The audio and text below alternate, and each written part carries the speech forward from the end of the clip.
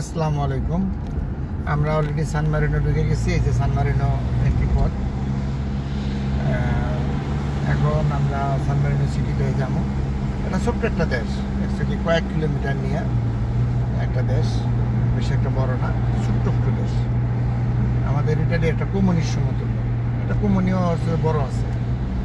যাই হোক, আমরা এসে গেছি। এখন আমরা উপরে উঠতেছি পাহাড় বাইয়া।